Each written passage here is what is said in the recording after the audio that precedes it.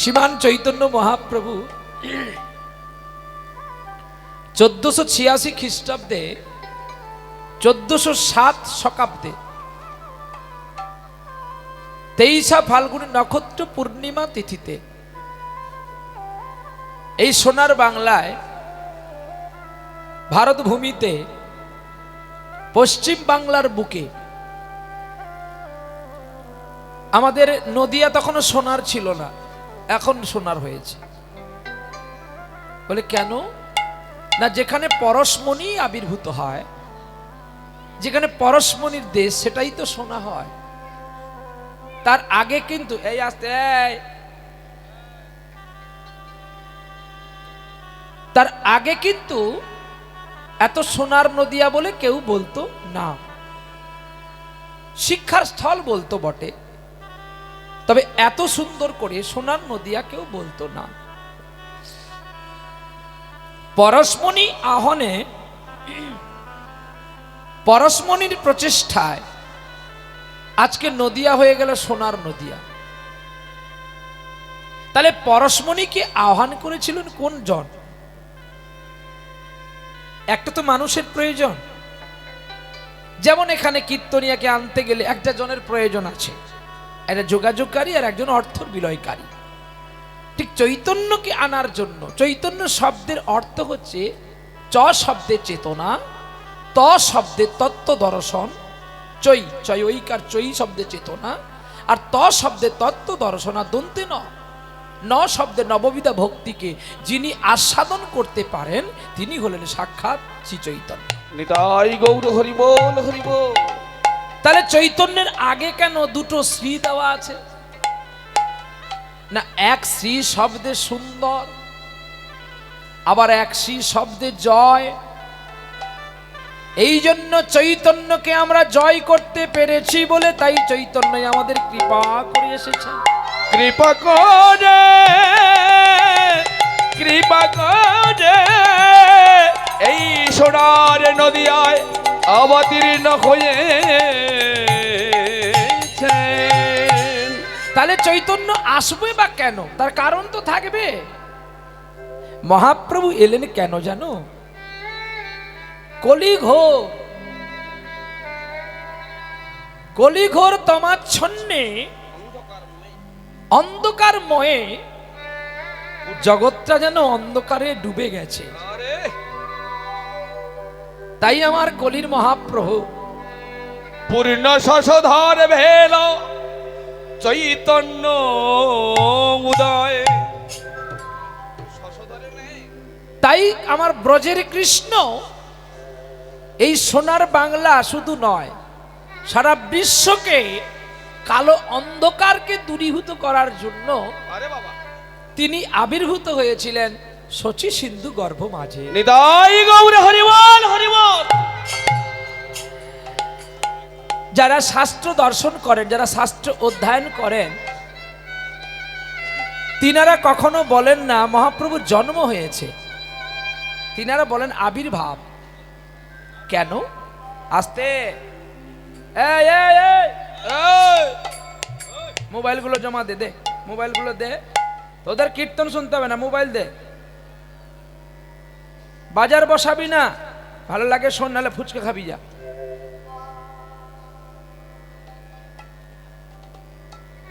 কলির তমাচ্ছন্ন জীব, কলির তমাচ্ছন্ন জীবকে চেতনা দেওয়ার জন্য যিনি আসলো, আজকে তাদের কথাকে শুনতে হয়। আচ্ছা বলো, তোমাদের কাছে তো মোবাইল আছে, ওই মোবাইলের বাবার নামটা কি বলো? তোমরা প্রত্যেকেই তো মোবাইল নিয়ে খেলো, মুখ ধাপিয়ে লাভ নাই। আমি কিন্তু জিসিপি ধরবো যখন মাটি টেনে তুলবো। আরো 1 ঘন্টা লেট করে তুলেছিস মানে আমার রাগ খুব হয়ে গেছে। আমাকে ভালো যদি বাসবি, আলু সেদ্ধ ভাত দিবি, টাইমে দিবি, বেটাইমে দিবি না। আমি কিন্তু খুব তখড়া ছেলে, কীর্তন করতে হবে না, আমার কীর্তন করার দরকার নেই। 5টা বাচ্চাকে ক্লাসিক্যাল শিখিয়ে আমি পেট পেলে নিতে পারবো, কিন্তু টাইম বোঝাই করে চলবে। টাইম যেন না লেট। এখন যদি আমার গান থাকতো কোন কিটা হতো বলো? এই জন্য সময়কে ব্যবহার করো। সময় সবার জন্য দামি, আর আমরা সকালে অদামি। তাই সময়কে মূল্য দিতে পারি না বলে আমাদেরকে পৃথিবী ছেড়ে পালিয়ে যেতে হয়। ঘড়িটা তোমার হতে পারে, সময়টা তোমার নয়, সময়টা ঈশ্বরের। তাই সময় সাধন করতে বলছে। সময় চলে গেলে কোনো সাধনা হয় না। আর বাল্যকালে যারা সাধন করে তারাই গোবিন্দকে পায়, আর বুড়ো বয়সে যারা ভজন করে তারা জমের ভয়ে শুধু ভজন করে। নিতাই গৌর হরিবল হরিবল। কি বল, তোরা তো পড়াশোনা করছিস, আমি তো মূর্খ মানুষ, বল মা। আরে শিখেরা, কতবার তো ইউটিউবে আমি বলে গেছি, এই মোবাইল ফোনের বাবার নাম হচ্ছে সঞ্জয়, তার দাদুর নাম কি? দাদুর নাম হচ্ছে গবলমুনি। গবলমুনির পুত্র সঞ্জয়, সঞ্জয়ের মাথা থেকে বিজ্ঞান বিশেষ রিসার্চ করে একটি মোবাইল আর একটা টিভির জন্ম করেছেন। তাহলে মোবাইলের ভালো নাম কি? তোমরা তো কোনো ফোন আসলে কি বলো মা? বলো কি বলো, বলো না তোমরা ফোন আসলে কি বলো মা? হ্যালো বলো। কিন্তু এটা কি আমার বাংলার ভাষা? কার ভাষা এটা? ইংরেজের ভাষা। তাহলে ইংরেজকে আমার দেশে ব্যবহার করব কেন? ইংরেজ কি আমাদের ভাষা ব্যবহার করে? পুইং পাং করে কথা বলে, কিছু বুঝি নাই। হ্যাঁ, আমরা হিন্দু সনাতন ধর্মের মানুষ, আমরা খ্রিস্টানের যিশু খ্রিস্টের জন্মদিনে কেক খাই, মুরগি মারি। তাহলে আমাদের মহাপ্রভুর আবির্ভাব তিথিতে কি ওরা কোনোদিন রং মাখামাখি করে? এই জন্য পরধর্ম ভয়াবহ। পরের ধর্মকে চলতে গেলে বড় ভয় লাগবে, জেনে শুনে যাবেন।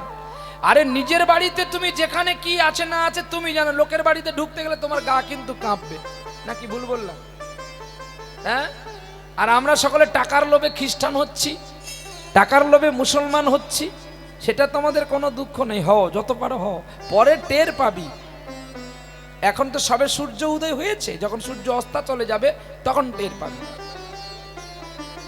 চলো তাহলে, টিভির ভালো নাম হচ্ছে দূরদর্শন, আর মোবাইলের ভালো নাম হচ্ছে দূরভাষ কেন্দ্র।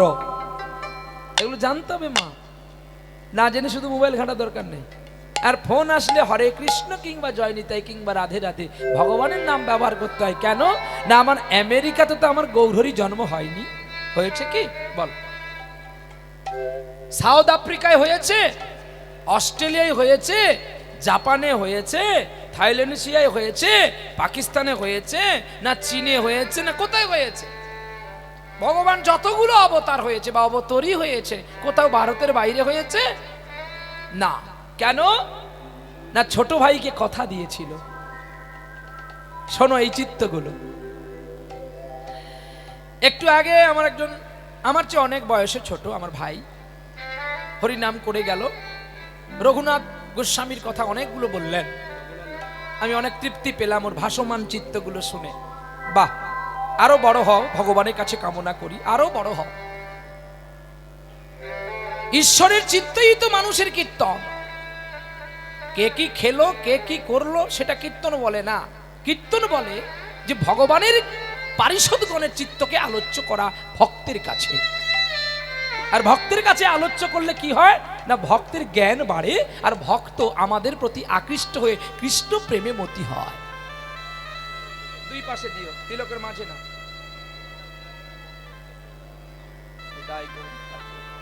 তিলক পরনি কেন? তিলক কই আছে? দাঁড়াও, তিলক পরনি কেন বলো?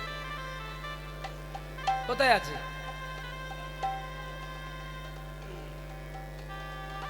রাগ করলে? এত সুন্দর গৌর বদন পেয়েছো, তিলক তো করতে হয় বাবা শোনা। দাঁড়াও দাঁড়াও, আছে একটু দাঁড়াও দাঁড়াও, আটপট করো না।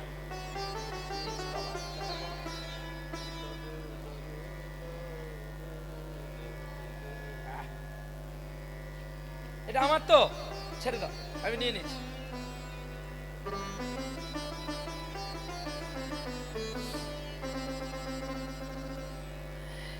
শ্লোকে বলছে, ললাটে তিলকং নাস্তিক, কণ্ঠে নাস্তিক মালিকা, বদনে হরিনাম নাস্তিক, সে নরনয় ব্রহ্ম রাক্ষসা। এই শ্লোকগুলো শিখতে হয় গুরুদেবের কাছে। কি এনে বলল না, যার ললাটে তিলক নাই, যার মুখে কৃষ্ণ নাম নাই, আর যার কণ্ঠে মালা নাই, সে নর নয়, মানুষ নয়, সে রাক্ষস। তাহলে রাক্ষসের কাছে গেলে আমাকে ছিঁড়ে খাবে। তোমার কণ্ঠে মালা আছে, বদনে হরিনাম আছে, আর একটা কেন কোম্পানিকে সঙ্গে নেবে না? আমরা তো কাজ করতে এসেছি, ডিউটি করতে এসেছি। আমাদের প্রত্যেককে ডিউটি বোঝাই করলেই তো আবার মালিক আমাদের চাকরি রাখবে। তাহলে মালিকের চাকরি করতে গেলে আমার ডিউটিটা, ইউনিফর্মটা আমাকে সঠিক রাখতে হবে। ইউনিফর্ম যদি আমার গন্ডগোল হয়ে যায়, হবে? আমার যদি ডিউটি ভুল হয়ে যায়, আমাকে চাকরি রাখবে? আমরা চাকরি করতে এসেছি। কার চাকরি? মালিকের চাকরি। মালিকের চাকর আমার মালিক ভালো। তা সেই কলিতমাচ্ছন্ন জীবীকে মুক্তি দাও করার জন্য আমার কৃষ্ণ ব্রজ ছেড়ে এই নদিয়ায় শচী সিন্ধু মায়ের গর্ভে আবির্ভূত হয়েছিল। ভাবতে পারো, একটা ছেলে মায়ের গর্ভে 13 মাস ছিল। আমাদের গর্ভে থাকবে? মরে পচে গলে যাবে, ডাক্তার বলে পেট কেটে বের করতে হবে, তাই না? কিন্তু মহাপ্রভু 13 মাস ছিল। আরো একজন ছিল 16 বছর। চোখ বড় হয়ে যাবে শুনলে। 1 বছর নয়, 2 বছর নয়, 16টি বছর ছিল। আজকে যার জন্য আপনারা বসতে পারছেন এই শুদ্ধ প্রকৃতির আসনে, যার নাম শিলপাত শুকদেব গোস্বামী, যার বাবা ছিল দ্বৈপায়ন শ্রীকৃষ্ণ বেদব্যাস।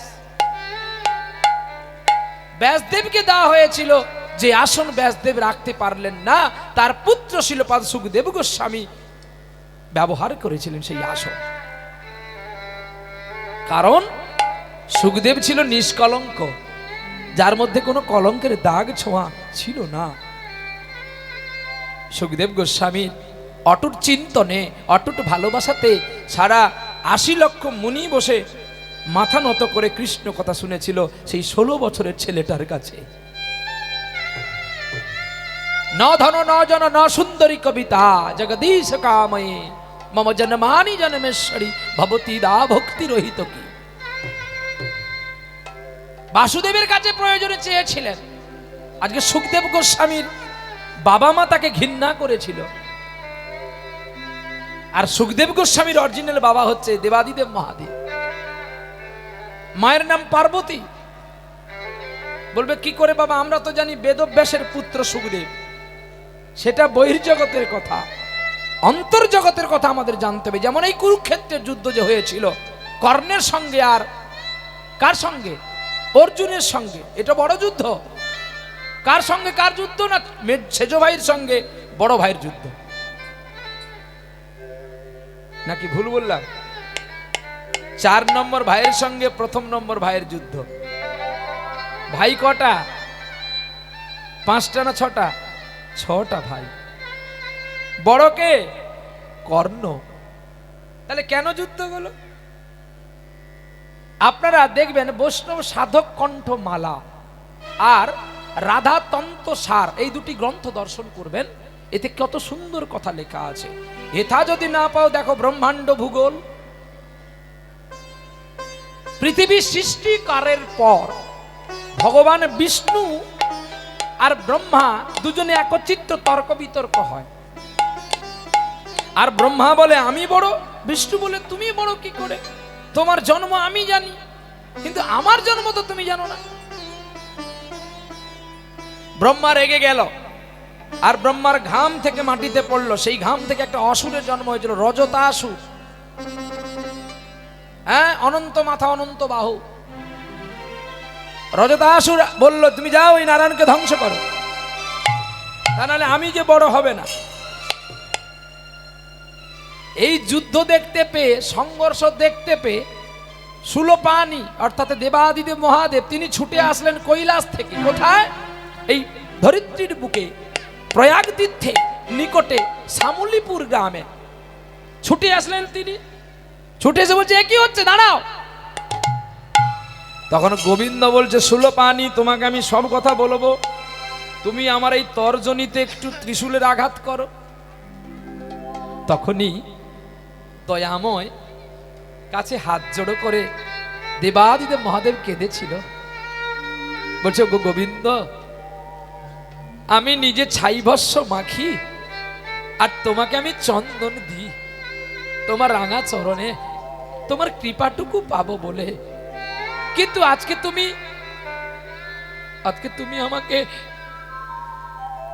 তুমি আমায় কি করলে গো? কেন বললে আমাকে তোমার অঙ্গে আঘাত করতে? গোবিন্দ বলছে তুমি করো, তারপর তোমাকে বলবো, এতে তোমার পাপ হবে না। না না, আমি পারবো না, তোমাকে পারতে হবে দেবাদিদেব, তুমি করো। তাই দেবাদিদেব যেই ত্রিশূলটি আঘাত করলেন ওই তর্জনী অঙ্গুলির মধ্যে, যাকে আপনারা 20 আঙ্গুল বলেন, রক্ত পড়ল মাটিতে। আর মাটিতে পড়ার সঙ্গে সঙ্গে একটা অসুর সৃষ্টি হয়ে গেল, যার অনন্ত কোটি, এটা ছিল অনন্ত তবু গোনা যায়, কিন্তু অনন্ত কোটি মাথার, অনন্ত কোটি বাহু। যুদ্ধ হলো দুজনের। এখনো ব্রহ্মার কুমণ্ডলু বা ঘাম থেকে যার জন্ম, তার এক পাশের হাত সব কেটে দিলেন বিষ্ণুর দূত। তার নাম ছিল রজতাসুর, আর এর নাম হলো শরতাসুর। দুজনের যুদ্ধে বিষ্ণুর পুত্র জয়লাভ করতে চলেছে। সামনে ব্রহ্মা বলছে দাঁড়াও, যুদ্ধ বিরাম করো। তখনই গোবিন্দ বলেছিল আজকে যুদ্ধ বিরাম করলে কি হবে, আমি একদিন যুদ্ধ করব, তুমি কত বড় সেটা আমি দেখব। আজকে রাখলাম আমি তোমার মন্তব্য করে তোমার মনের কুবাসনাতে সৃষ্টি করব সেই যুদ্ধ যার প্রথম অক্ষরে থাকবে ক। তোমার মনের বাসনা এত তুমি বড়, তাই তোমার মনের কুবাসনার জন্য একদিন আমি পৃথিবীর বুকে 18 দিন যুদ্ধ করব, সেই তার আদি অক্ষর থাকবে ক, কুরুক্ষেত্রের ক। সেদিন তোমার সঙ্গে আমার প্রতিদ্বন্দ্বী হবে। ব্রহ্মা তুমি কত বীর। তাই সেই কুরুক্ষেত্র, সেই যুদ্ধ আসলো হস্তিনাপুরে, এখন যেটা দিল্লি। তাহলে অর্জুন কার পুত্র? আমরা সকলে জানি ইন্দ্র ঔরসে জন্ম কুন্তির গর্ভে বলে, তাই ইন্দ্রপুত্র, ডাক নাম হচ্ছে পাণ্ডুর পুত্র। কিন্তু ওর আসল বাবা তো বিষ্ণু। ওই আসল বাবা বিষ্ণু বলে তাই বিষ্ণুর নিজেই সারথি হয়েছিল অর্জুনের রথে। আর কোন ভাইয়ের রথে সারথি হলো না কেন? যুধিষ্ঠির হলো না, ভীমের হলো না, নকুলের হলো না, সহদেবের হলো না, কেন বা অর্জুনের হয়েছিল? কারণ অর্জুন তার রক্ত। এই জন্য অর্জুনের রথের সারথি হয়েছিল ভগবান কৃষ্ণ। আমরা প্রত্যেকটি মানুষ কুম্ভ স্নান করেছিলাম না? তাহলে কুম্ভ স্নান করলে যদি আমাদের কুপাসনার পাপ দূরে যাবে, তাহলে গঙ্গার পুত্র তো ভীষ্ম পাপ করেছিল, কই তার পাপটা গেল না?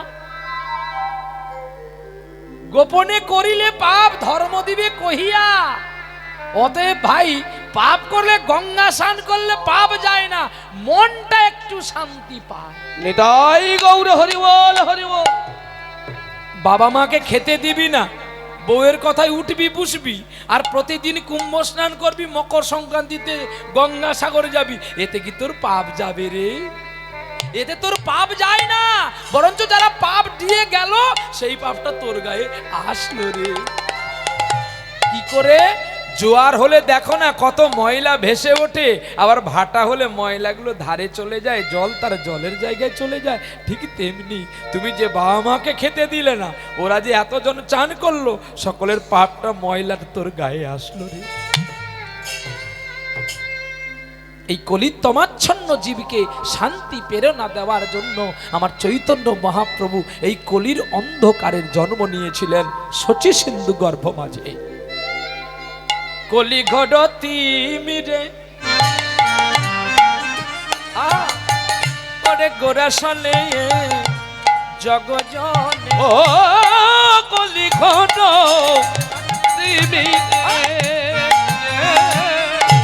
আমারে গড়া ছিল জগজনে। ওরে ধর্ম ধর্ম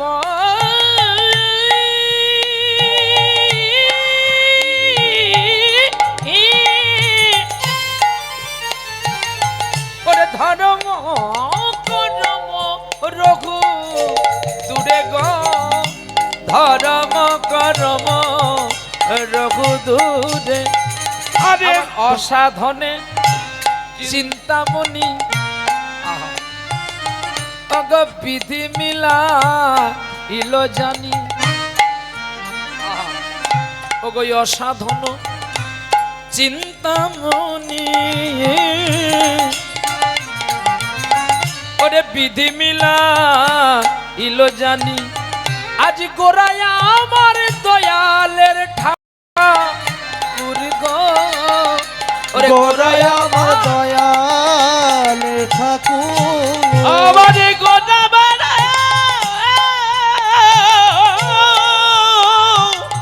আমার গোটা বড় তো জালের ঠাকুর গো গোটা বড় দয়ালের ঠাকুর ভাইরে আরে হবে না আর হবে না ও গইয়া দেখবে না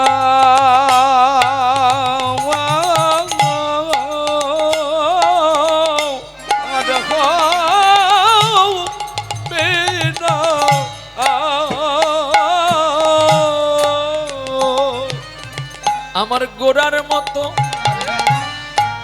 প্রেমের দাতা আর হবে না আরে হবে না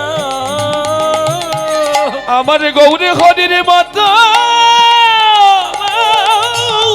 মনে ডাকতাম আর হবে না আর হবে না সে জাতির বিচার আর করবে না আর হবে না আর হবে না একবার বদন ভরে সবাই নামকে বলো আর হবে না আরে হরি নামে আমাদের পথের সম্বল বদন ভরে নাম বললো না বলো জয় রাধে শ্রী রাধে বলে জয় রাধে শ্রী রাধে বলে বদন ভরে বলো সদা জয় গৌর রাধে হরি শ্রী বল। রাধে ও রাধে রাধে রাধে রাধে রাধে রাধে রাধে রাধে রাধে ও গো যেমন দয়াল আর হবে না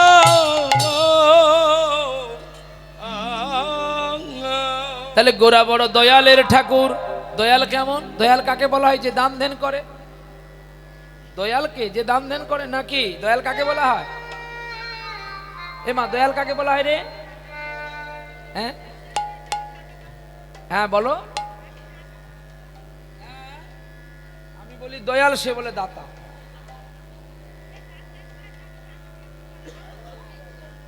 মরেছি যন্ত্রণা দয়াল কাকে বলা হয় তুমি যদি জানো বলো নাহলে চুপ করে বসো দয়াল আলাদা দাতা আলাদা দাতাটা কি না আমরা দিয়ে দান করি দিয়ে দান করি আর মাইকের ফোনে 20 বার বলি সেটা হলো দাতা সেটা দাতা নয় অ্যাডভার্টাইজ বলা যাবে অ্যাডভার্টাইজ করতে এসছে যদি আমার নামটা প্রচার করে সেটাকে দাতা বলে না সেটাকে হন্তাকার বলা হয় যাই হোক সেটা পরের কথা তাহলে দাতাকে দয়াল দাতা কাকে বলা হয় দয়াল কাকে বলা হয় না দয়াল বলতে যে কোনোদিন কাউকে ঘৃণা করেন না দয়াল সে সকলকে কোলে নিতে পারে এই কলিযুগে আর কে দয়াল ছিল আর একজন দয়াল ছিল মেদিনীপুরে বাড়ি যার নাম ঈশ্বরচন্দ্র বিদ্যাসাগর রাস্তায় পড়ে আছে একটা কলেরার রোগী সকলে দেখে পালিয়ে যাচ্ছে আর দয়াল দাতা তাকে কোলে করে নিয়ে গিয়ে হসপিটালে নিয়ে ভালো করেছিল সে হলো দয়াল আর চৈতন্য মহাপ্রভু সকলের ওপরে দয়াল কেন না জাতি হিংসা করে না জাতি হিংসা বলতে যে আমি হিন্দু বলে আমার আসনে মুসলিম আসতে পারবে না খ্রিস্টান আসতে পারবে না জৈন আসতে পারবে না এটা কিন্তু মহাপ্রভু বলেননি মহাপ্রভু সবাইকেই হরি সংকীর্তন করেছিলেন তার প্রমাণ যখন মহাপ্রভু সন্ন্যাসে যাওয়ার পূর্বে বৈষ্ণব সেবা দিয়েছিল আর বৈষ্ণব সেবা দিতে গিয়ে ওই হরিদাস এসছিল বলে ব্রাহ্মণবাদীগণ বৈষ্ণববাদীগণ বিবাদ করেছিল। তো তখন বৈষ্ণবকে আলাদা করে দিয়েছে আর ব্রাহ্মণকে আলাদা করে দিয়েছে। বুঝে তোমরা যখন এই মুসলমানকে দেখে ঘৃণা করছো, তা আমি তোমাদের সব দিলাম, তোমরা যে যা রান্না করে যে যার খেয়ে নাও, কেউ কাউকে আর ছোবে না। কি গো, তাহলে তোমাদের এত মতভেদ নেই? বলছি না, না আমাদের মতভেদ নেই। যেমন ব্রাহ্মণ রান্না করলে এখনো বৈষ্ণব খায় না, আবার বৈষ্ণব রান্না করলে ব্রাহ্মণে খায় না। মতভেদ। তারা তো চৈতন্য চরিতামৃত দর্শন করেনি।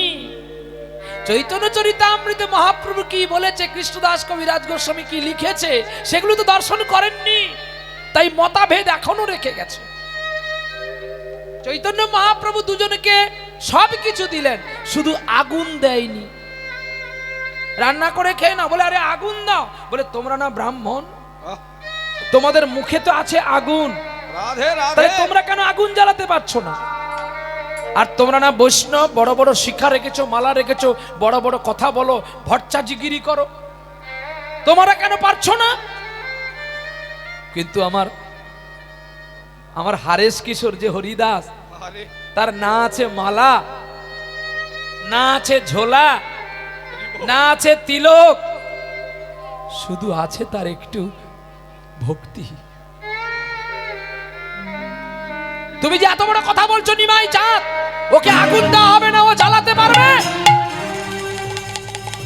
ব্রাহ্মণরা রেগে উঠেছে, তুমি আমাদের ডেকে এনে অপমান করছো। আস্তে, চিত্ত মার্জিত করো। ব্রাহ্মণের বাক্য হবে অমৃত। আহ, দুধের ওপরেই কিন্তু মাখনটা ভেসে থাকে, বাবা রে। কিন্তু যে মাখন তুলতে জানে তার হাতটাকেও কোমল করতে হবে। আহা, কোমল হাত ছাড়া যে মাখন ওঠানো যায় না। হরি বল হরি বল। ঠিক তেমনি কাকের মতো কর্কশ করে কখনো হরি কথা বলা যায় না। হরি কথা বলতে গেলে খুব মাধুর্য করে, ছোট্ট করে করে, প্রেম দিয়ে দিয়ে বলতে হয়। তুমি তো ব্রাহ্মণ, তোমার এত ক্রোধ কেন? তোমার বাক্য হবে অমৃত, মধুময়। হরিদাস, তোমাকে আমি আজকে আগুন দেব না। তুমি পারবে তো আজকে এই ব্রাহ্মণ বৈষ্ণবের কাছে, সারা নবদ্বীপের কাছে আমার সম্মান রাখতে? নিমাই চাঁদের কাছে গড়াগড়ি দিল হরিদাস, আর গড়াগড়ি দিয়ে কি বলছে জানো? প্রভু গো, তুমি যদি আমায় একটু কৃপা করো, আমি যে আগে ভুল করেছি আর করব না। কেন জানো? আমি সেদিন অহংকারে তোমার সঙ্গে যুদ্ধ করেছিলাম, আমার পাণ্ডিত্য দেখাবার জন্য। গৌরী, আমি একবার আরো ভুল করেছিলাম, তোমার বৃন্দাবনে আমি ধেনু চুরি করেছিলাম, তোমার সখাগণকে আমি হরণ করে অনাহারে রেখেছিলাম। তাই আমি মুসলমান ঘরেই এসেছি প্রভু। আমি মুসলমান হলেও আমার হৃদয়টা মুসলমান নয়। তুমি আমায় আদেশ করো, এই একটা দুটো উনুন নয়, আমি সারা বিশ্বকে আগুন লাগিয়ে দিতে পারবো। না না না, তোমাকে সারা বিশ্ব লাগাতে হবে না, তুমি এই দুটো উনুনে আগুন লাগিয়ে দাও তো। কিং কৃষ্ণায় গোবিন্দায় গোপীজন বল্লভায় স্বাহা। এই বলে দিল, উনি আগুন বলে উঠলো। সব দেখে অবাক, কি রে, ওর হাতে জাদু আছে। এগুলো কিসের দাগ তোর হাতে? আমি মুসলমান ঘরে থেকে হরি নাম গিয়েছিলাম বলে ওরা আমায় 22 বাজারে বেত্রাঘাত করেছে। এই দেখো সারা পিঠে আমার দাগ, সারা দিকে দাগ। এগুলো দাগ নয়, এগুলো আমার কৃষ্ণ নামের অলংকার। কৃষ্ণ নামে অলংকার পড়েছি, কৃষ্ণ নামে অলংকার অলঙ্কারে পরে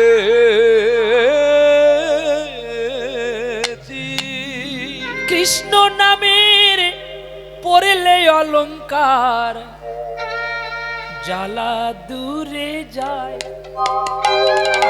হরে কৃষ্ণ নামের পড়লে অলঙ্কার জ্বালা দূরে যায়। কৃষ্ণ নামের পড়লে অলঙ্কার জ্বালা দূরে যায়।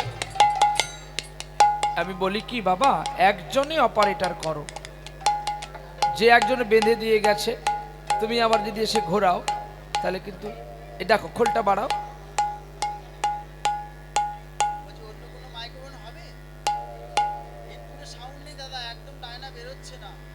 একটু দেখো বাবা,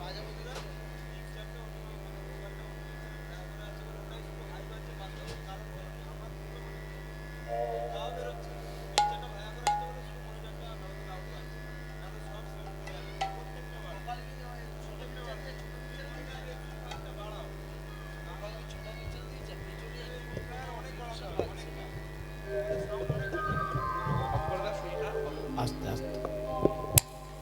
যান্ত্রিক কখনো গন্ডগোল করতে পারে, ঠান্ডা মাথায় আমাদের কাজ করতে হবে, কারণ আমরা তো যুদ্ধে এসেছি না। যুদ্ধে মাথা গরম করলে যুদ্ধ খারাপ হয়ে যাবে, শুধু ব্রেন খাটিয়ে খাটিয়ে তীর ছুড়তে হবে বিপক্ষকে, আর তারাও ব্রেন খাটিয়ে খাটিয়ে তীর ছুড়বে। দায় করো হরি বল।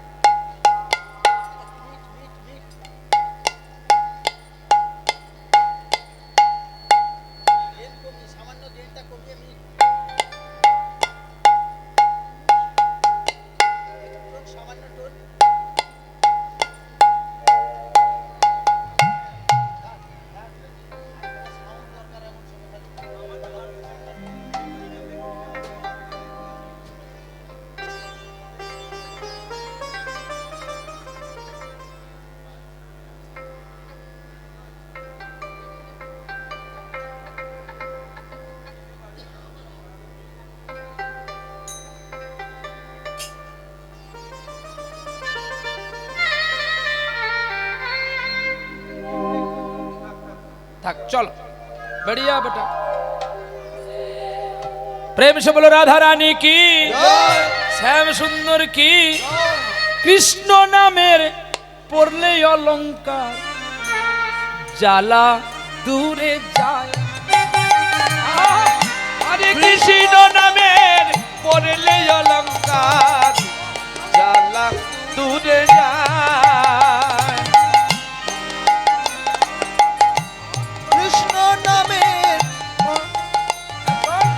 কৃষ্ণ নামের পড়লে অলঙ্কার জ্বালা দূরে যায়। কৃষ্ণ নামের পড়লে অলংকার ওরে জ্বালা দূরে যায়। ওরে না পড়িলে সকল জ্বালা ওরে সঙ্গে দেখা যায়। হরে কৃষ্ণ নামের পড়লে অলঙ্কার জ্বালা দূরে যায়। কৃষ্ণ হরি নামের বল। জ্বালা দূরে যায়। ওরে জ্বালা ছিল তার ভালো, ওরে এক নামে সব জ্বালা গেল। আরে কৃষ্ণ নামে এক জ্বালা ছিল, আরে এক নামে তার দূরে গেল। একজনের জ্বালা ছিল আর এক নামেই দূরে গেল। আরে বাবা ওরে নিজেরও গেল তার বাপেরও গেল। আরে নিজের গেল ও তার বাপেরও গেল। ওরে 14 পুরুষের জ্বালা যায়। আরে কৃষ্ণ নামের পড়লে অলংকার জ্বালা দূরে যায়। আরে কৃষ্ণ নামের পড়লে অলঙ্কার জ্বালা দূরে যায়। সে ব্যক্তিটি কে গো যার জ্বালা গিয়েছিল? আর আপনারাও জ্বালা নিতে এসছেন, জ্বালা যদি দূর করবেন একটু কৃপা করতে হয়। সমবেত সুধী পরম পূজ্যস্পাদ আকাঙ্ক্ষিত কৃষ্ণ অনুরাগী গৌর ভগবত ভক্তবৃন্দের কাছে রাতুল চরণে কোটি কোটি প্রণাম জানাই। কারণ এই অনুষ্ঠান করলে একটু খরচের ব্যবহার থাকে, কিন্তু তা বলে এই নয় যে আপনারা যদি একটু ভিক্ষা দিয়ে দেন তাহলে যে কীর্তনিয়ার পেমেন্ট হয়ে যাবে, এটা ভুল কথা। তাহলে কমিটিরা কেন আমাদের কাছে ভিক্ষা করে না? তার কারণ হচ্ছে দৈন্যতাটা প্রকাশ করা। দৈন্যতা মানে হীন হওয়া। তাই আমার পদাবলীটি গৌরচন্দ্রিকা সমাপ্ত করতে করতে আপনাদের কাছে কমিটি যাচ্ছে, আপনারা একটু যে যেমন পারবেন একটু ভিক্ষা দেবেন। 2-4 জন 10 জন বেরিয়ে পড়ো ভিক্ষায়, 2-4 জন 10 জন বেরিয়ে পড়ো, 2-3 মিনিটের মধ্যে ভিক্ষা সেরে নাও। কোথায় গেল কমিটি বাবু সোনারা? তা তোরা শুনতে পাস না? বোকার দল দাঁড়িয়ে আছে, তাড়াতাড়ি আয়, আসবি আয়, নাহলে আমি ভিক্ষা করে নেব। তাই গৌর কৃষ্ণ নামে পড়লে অলংকার জ্বালা দূরে যায়। আরে কৃষ্ণ নামে পড়লে অলংকার জ্বালা দূরে যায়।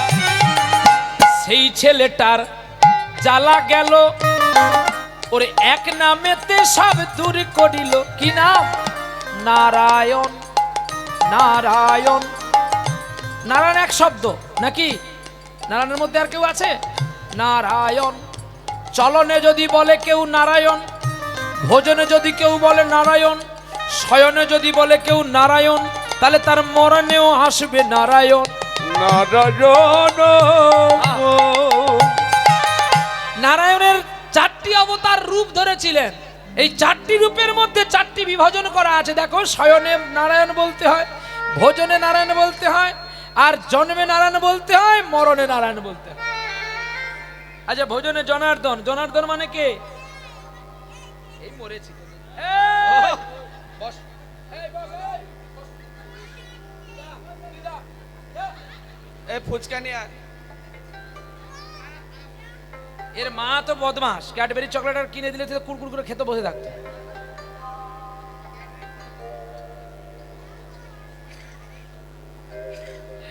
নিতাই গো, তা বলে আবার তুমি তোমার ছেলে মেয়েকে মারো না, ভয় লাগে তোমাদের, আবার বলাও অপরাধ, বলো দুমদাম করে দিয়ে দিবি।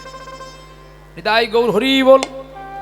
তাহলে কৃষ্ণ নামের দাগ নিয়েছি বলে আমার জ্বালা গেছে। ছেলেটার নাম প্রহ্লাদ। তার বাবা বলেছিল না, আমি যাকে ঘৃণা করি, আমি যাকে শত্রুতা করি, তুই তার নাম জপ করছিস কেন? বলছে, বাবা, নারায়ণের সঙ্গে শত্রুতা করতে নেই, ওর সঙ্গে বন্ধুত্ব করতে হয়। বলছে, তোকে এত কষ্ট করে জন্ম দিলাম, তুই এই কথা বলছিস? কয়াধুকে ডাকছে, বলো তোমার কাছে আমি বড় না তোমার ছেলে বড়? কে বড় গো মা? স্বামী আপন না ছেলে আপন? ছেলে আপন হবে, তাই তো? হ্যাঁ। ছেলে তোকে কোত্থেকে জন্ম দিয়েছিলিস?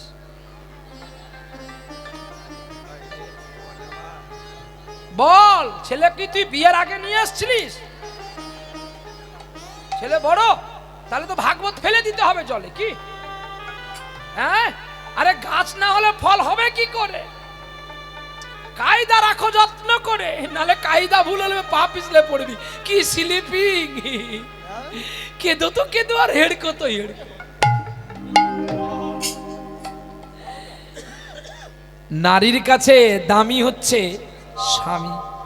ওরে যে করে না স্বামী ভক্তি, নারী হওয়া কি তার মানা? স্বামীর চেয়ে দামি কিছু ওরে নেই রে দুনিয়া।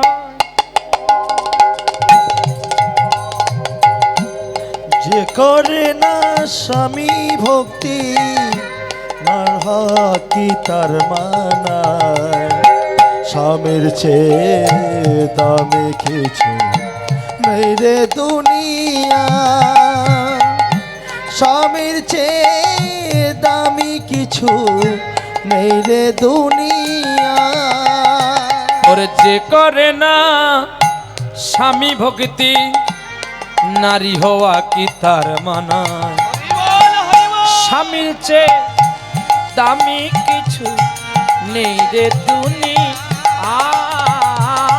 স্বামীর চেয়ে দামি কিছু নেই রে দুনিয়া। এসে বলে রাধারানী কি? তাহলে এখানে বলতো স্বামীর চেয়ে ছেলে দামি। মা, আমি তোকে যত যত্ন করি না কেন, সিঁদুরটা কার নামে পরিস? আজকে ছেলেটা কার জন্য এসছে? আমার বাবার জন্য।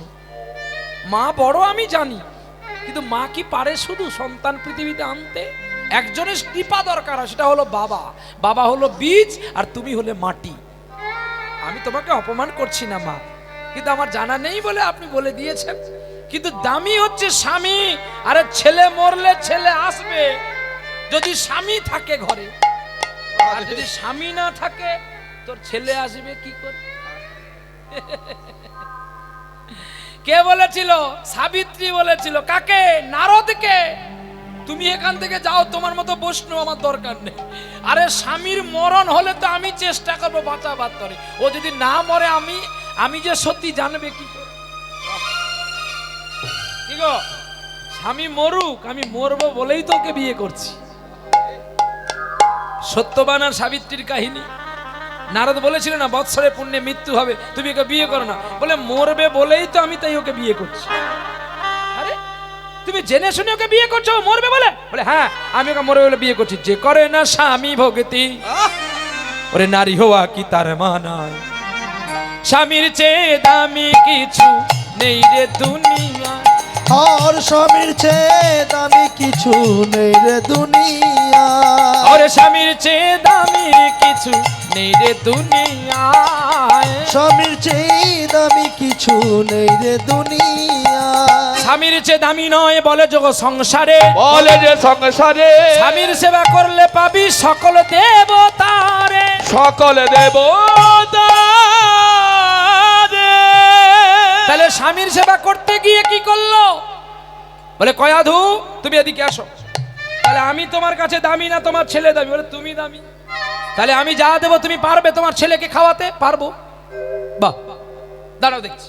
কালকে উটের বিষ নিয়ে এসে দিল, এটা এই বিষটা তোমার ছেলে খাইয়ে দাও প্রহ্লাদকে। আর আমার 3টি ছেলে কেন, শুধু প্রহ্লাদকে খাওয়া। এই প্রহ্লাদই খাওয়াতে বলে। আমি বললাম 4-5 জন বেরিয়ে আয়, তোরা বোধহয় আসর শেষ হবে তবু আর ভিক্ষা শেষ করতে পারবি না। তাড়াতাড়ি আয়, নাহলে ভিক্ষা বন্ধ কর।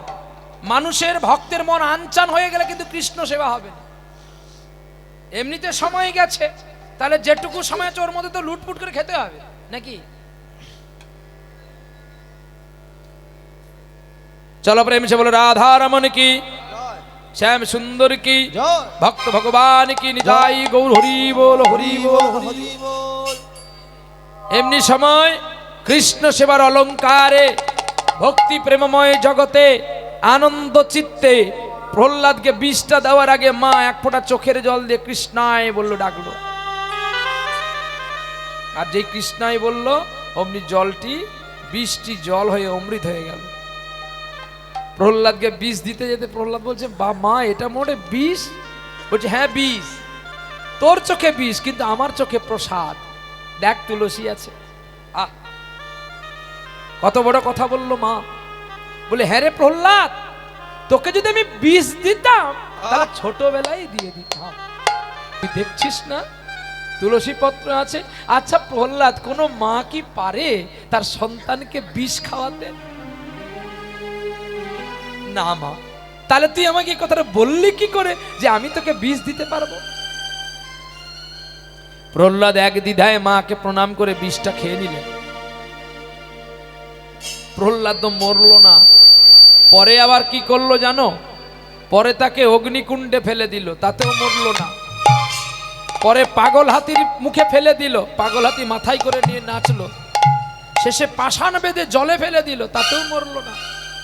যখন বলছে ওরে প্রহ্লাদ, আমি তোকে এত করে যখন মারতে পারছি না, তাহলে তোর হরি কোথায় বলতে পারবি? তখন প্রহ্লাদ বলেছিল, বাবা হরি তো অনিলে অনলে সর্বময়, তিনি সর্বময় বিরাজিত মান, তিনি কোথাও নেই এমন জায়গাটা নাই। তাহলে এই ফটিক স্তম্ভের ভেতরে আছে? হ্যাঁ বাবা আছে।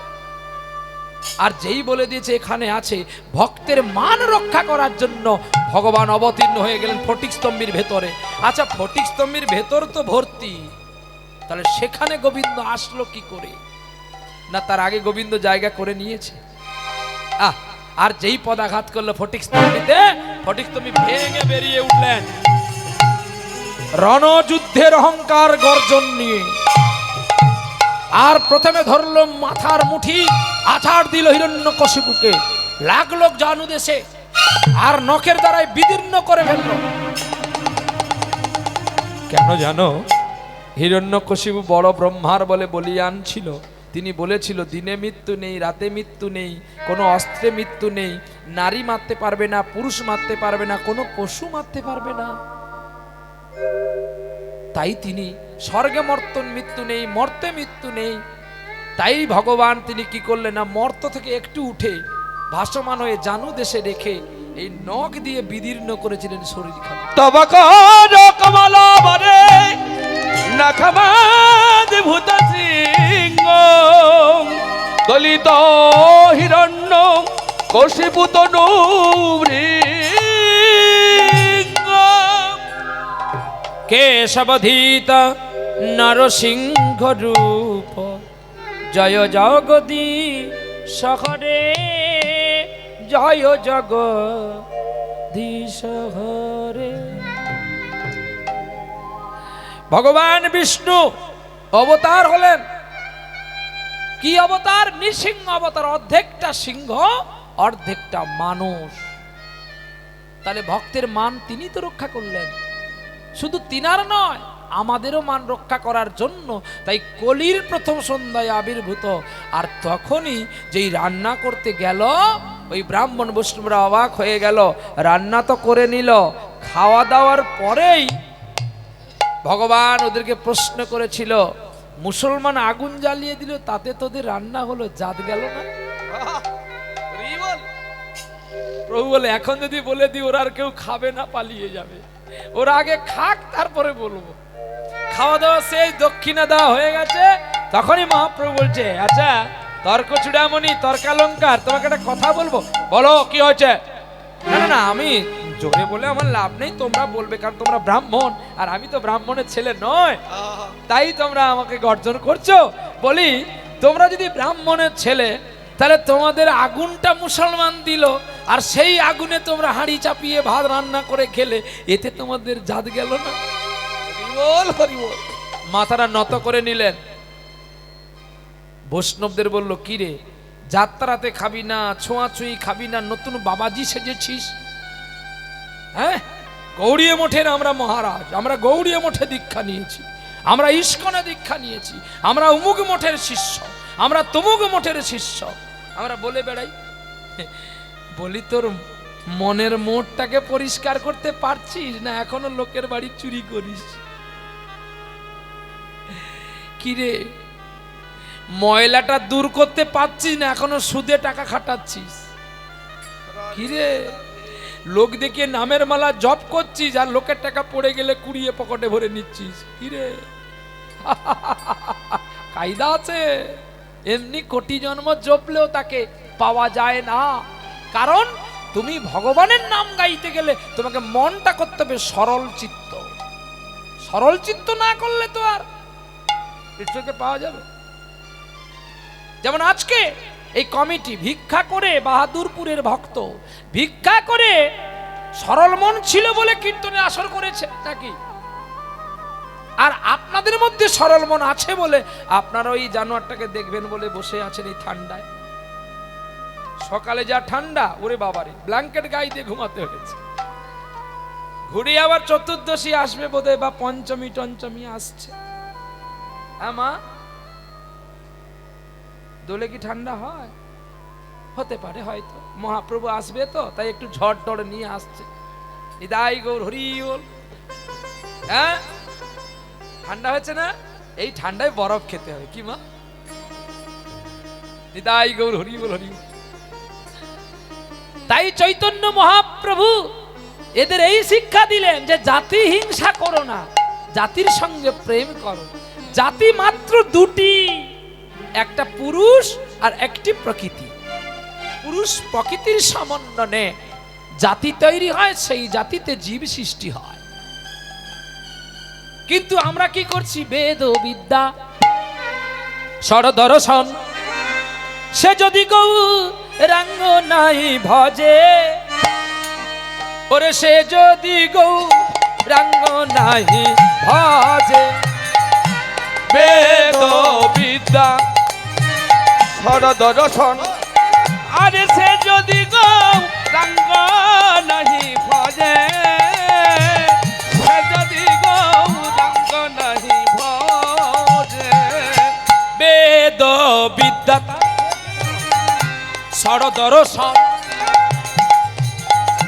সে যদি গৌরাঙ্গ নাই ভজে সে যদি গৌরাঙ্গ নাহি ভজে ওরে বিথাই তার এ জনম লোচন বিঘ্ন জন আর বিধাতারি অধায়ন লোচন বিঘ্ন জন দর্পণে দর্পণে দর্পণে বলি দর্পণের অন্ধের কি বা কাজ ভাইরে দর্পণে অন্ধের কি বা কাজ আর দর্পণে অন্ধের কি বাকার দর্পণে অন্ধের কি বাকার তাহলে কি বললো বেদ ও বিদ্যা মানে আমরা বেদ পড়লাম বিদ্যা অধ্যয়ন করলাম বেদ ও বিদ্যা সরদর্শন করলাম হ্যাঁ ষড়রিপুর দর্শন করলাম তাহলে বেদ ও বিদ্যা সরদর্শন করলাম তারপর কি আছে ভাষাটা কি আছে বেদ ও বিদ্যা সরদর্শন সে যদি গৌরাঙ্গ নাই ভজে কি ভাষাটা দেখলেন তো তাহলে ওরে ভাগবত পড়লে জানা হবে ওরে গৌর জানলে বেশি জানা হবে ভাগবত পড়লে জানা হবে গৌরী জানলে সব জানা হবে ওরে পুরাণ পড়লে না যা হবে ওরে নিতাই জানলে তার চেয়ে বেশি জানা হবে আরে আহা! জানা হবে নিতাই জানলে বেশি জানা হবে ওরে আর যেন না আর যেন না না না না আর যেন না আর যেন না বেশি জানলে তুমি নরক ছাড়া কিছু পাবে না আর যেন না আর যেন না আস্তে দেখবেন যারা বেশি জেনেছে যারা বড় বড় মহারাজ হয়েছে বড় বড় মক্কেল হয়েছে বেশি জানে কেউ তাকে প্রণাম এই ফাট ফাট দূরে থাক ছবি না একদম কায়দা মহাপ্রভুর উপরে তারা মহাপ্রভুর চরণ পাওয়ার জন্য চপল গোপাল জড়িয়ে কাঁদলো মহাপ্রভুকে দেখে ফুটবলের মতো ছুড়ে দিয়েছিল মহাপ্রভুর যায় সরে যা যার কাছে অপরাধ করেছি তার কাছে ক্ষমা চা তারপরে আমার কাছে আসবি কিন্তু মহাপ্রভু তো পারতো চাপাল গোপালকে প্লান্টিক শটে গোল করে দিতে মেরেছিল কিন্তু মহাপ্রভু আরো কি করেছিল মেরেছে কলসির কানা তা বলে কি প্রেম দেব না জড়িয়ে ধরেছিল জগাইয়ার মাথায়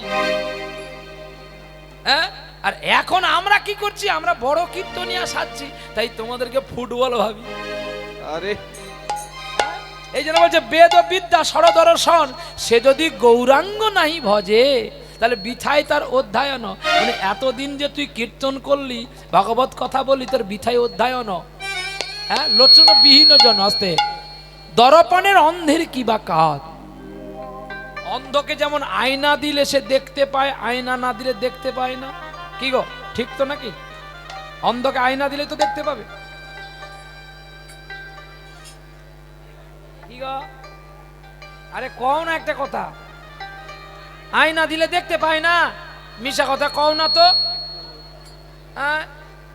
আয়না দিলে কত সুন্দর করে তিলক পইরা লেয় না বলে না রে খোকা আয়না দিলে অন্ধ দেখতে পায় না ব্যাকরণটা দেখো বাংলার ব্যাকরণটা দেখো কি বলছে অন্ধকে যেমন আয়না দিলেও যা আর হ্যালোজিন দিলেও তা কি অন্ধকে যদি হ্যালোজিন লাইট দাও সে দেখতে পাবে আয়না দিলে সে তিলক পড়তে পারবে তদ্রূপী যারা অধিক জ্ঞান হয়ে সাধারণ মানুষকে মনুষ্য জ্ঞান না করে তাহলে তাদের দশাটা ওই অন্ধের মতো দর্পণে অন্ধের কি বা কাজ ওরে দর্পণে অন্ধের কি বা কাজ আরে দর্পণে অন্ধের কি বাকার দর্পণে অন্ধের কি বাঁকা ওরে নয়ন আনন্দের মনে সেই তো সকলই জানে। ঠাকুর নয়ন আনন্দে দেবনে সেই তো সকলই জানে। নয়নানন্দ দাস পদটি লিখলেন সেই তো সকলই জানে। কে জানে না? যে সকলের ধুলি অঙ্গে মেখে নেয়, সকলের ধুলি অঙ্গে মেখে নেয়। আরে সকলের ধুলি অঙ্গে মেখে নে, সকলের ধুলি অঙ্গে মেখে নে। শুধু হরিদাস ছিল, হরিদাসই ছিল, শুধু হরিদাস ছিল, হরিদাস ছিল। আত্মকর্ম চৈতন্য নিজে করিল। শুধু হরিদাস ছিল, হরিদাস ছিল, মেখেছিল হরিদাস ছিল, হরিদাস ছিল।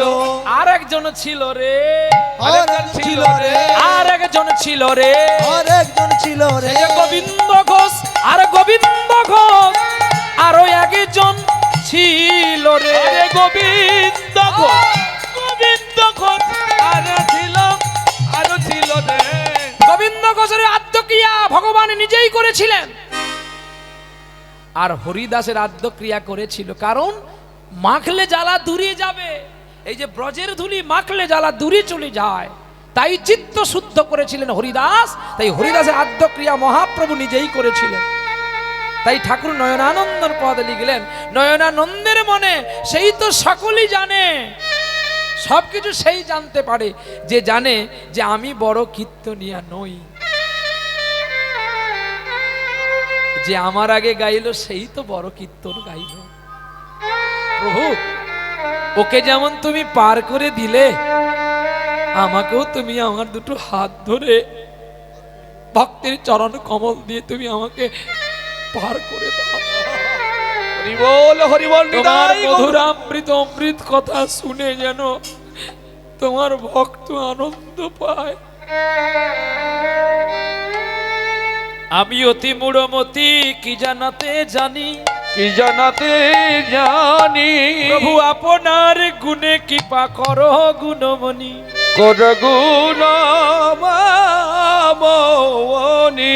আমি রথ তুমি সারথি, চালাও যত্ন করে। চালাও যত্ন করে, সারথি না রইলে রথ রইবে যে পড়ে। রইবে যে পড়ে। সারথি রইলে রথ দেখতে শোভা পায়, দেখতে শোভা পায়। সারথি পলাই গেলে সকলে করে হায় হায়। করে খাজ খায়, আর রাখবে না, আর রাখবে না, নিয়ে চল সেখানে। নিয়ে চলো সেখানে। আগুন স্পর্শ করে দাও, নইলে বাসি হবে, ঘৃণা করবে সর্বজ্ঞানে। করবে সর্বজনে। কি গো, সারথিটা কে? বন্ধু কৃষ্ণ। এই বাতাসটা আছে বলে আমরা গর্ব করি, অহংকার করি, কীর্তন করি। কিন্তু বাতাসটা যদি পালিয়ে যায় আর কিছু হবে? তাই এই বাতাসটাকে সারথি জানতে হয়, আর দেহটাকে রথ ভাবতে হয়। এই রথটাকে চালাচ্ছেন আমার প্রাণ বন্ধব শ্রী চার চৈতন্য মহাপ্রভু। তাহলে নয়নানন্দ দাস বললেন যে গৌর চিনতে গেলে, নিতাই চিনতে গেলে তোমাদের শুদ্ধ কারে, শুদ্ধ ভক্তি দিয়ে, নয়নের জল দিয়ে গোবিন্দকে ভালোবাসতে হবে। চলো আজকে আমরা একটা নতুন আস্বাদন করব লীলা। যে লীলা আমরা হিন্দু হয়ে কতটুকু ভগবানকে চিনেছি, আর একজন আমাদের ধর্মের, অপর ধর্মের মানুষ, যিনি বিধর্মের মানুষ, যাকে আমরা মুসলমান বলি, সেই মুসলিম মানুষটি কি করে গোবিন্দকে পেয়েছে, আজকে আমরা সেই লীলা আস্বাদন করব, উত্তরপ্রদেশে বৃন্দাবনের লীলা। তাহলে আমরা সকলে একবার হাত তুলে বলবো বৃন্দাবন কি জয় হবে? হ্যাঁ, সবাই বলবো? তালে তালে বলবো না এমনি বেতালে বলবো? তালে তালে বলবো? হাতে তালি দিয়ে হবে না এমনি জয় গান করে দিই? হ্যাঁ, তালে তালে হবে? মরেছি রে বাবা, কোথাও ছাড়বে না একটু। আরে এমন সময় করে নি, পরে নয় নাচবো না, এখনই করতে হবে? মরেছি জ্বালায়, কেন বা বায়না নিলাম? চলো, আনন্দ আনন্দ হবে তো?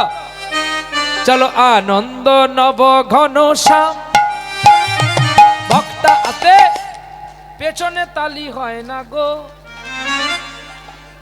এখনো ঠান্ডা লেগেছে তাই হাত লুকিয়ে বসে আছি গো। আমি কিন্তু তালে বলছি, আমি বেতালে বলিনি, কারণ আমি আপনাদের কথা দিয়েছি তালে বলবো বলে। কি বাবা আমি তাল কেটেছি কি? হ্যাঁ, এখনো দূরে আছে গো, কত সুন্দর বসে আছে গো, হাতে তালি এখনো হয়নি তাই আমারও তাল চালু হয়নি। সকলে তালে বলো, চাল চালু হবে। চলো আনন্দ আনন্দ নব ঘন শ্যাম ভক্তাদি নয়না বিরাম, তোমার চরণে শরণ নিলাম, ধন্য হলো ব্রজধাম।